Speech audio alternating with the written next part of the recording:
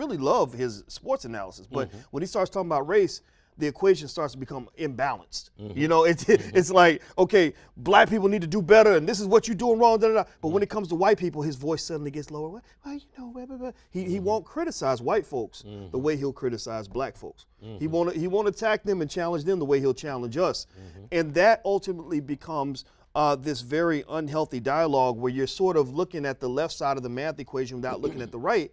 And it becomes entirely unfair and really patently racist. You know, it's almost like you know, somebody who hates your family who says, you know, well, your sister's a drug addict and she's ignorant and she's this, and this, but there's not sort of a foundation of love where you're saying these things because you care about her. This person, an enemy, would say these things because they hate your family. Whereas, you know, someone in the family could say the same thing, but that's also the same person who fed your sister and loved your sister and really wants her to do better for herself. So I think that that's the issue. I look at Jason and I say, you know, wow, brother, like they really have gassed you up with this money and they're really controlling you. And my hope is that one day the Jason Whitlocks and the Ben Carsons and the Stephen A's can be truly free so that, because their opinions are needed. I mean, you need diversity. You know, the problem for black folks sometimes, and I'm a quit, I just kind of ran off on it. No, it's okay. But the problem for black folks is that we get put into a box. You know, everybody has to be a liberal. Everybody has, monolithic, and that's not healthy either. So I think the diversity is good. The problem is that it's coming from a very bad place when you listen to a Jason Whitlock. That's what makes it unhealthy.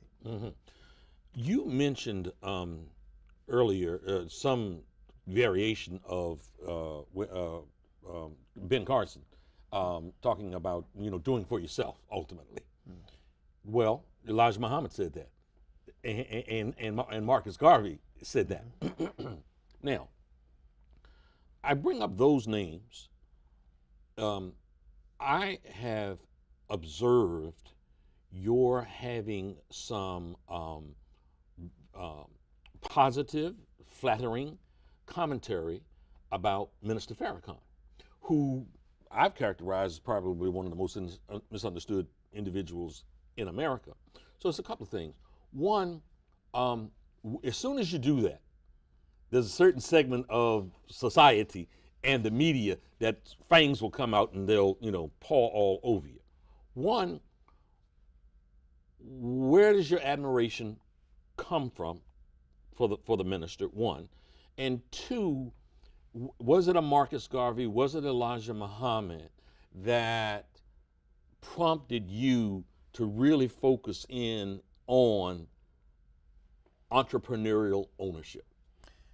Man, you know, I can't say exactly where it all started. I can say I've admired Minister Farrakhan for as long as I can remember, because you don't have a lot of examples in society of truly free black men.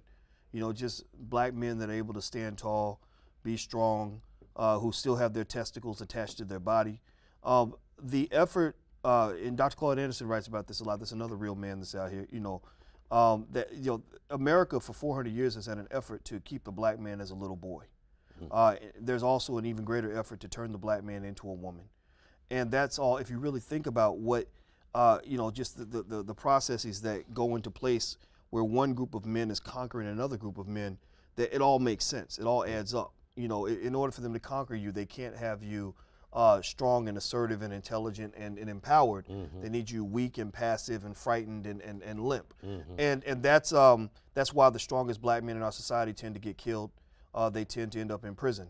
You know, and so, you know, that's what drew me to Farrakhan. That's what drew me to Claude Anderson. That's what draws me to men like yourself.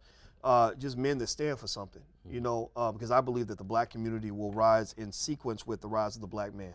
You cannot strengthen the community without the man rising along with it.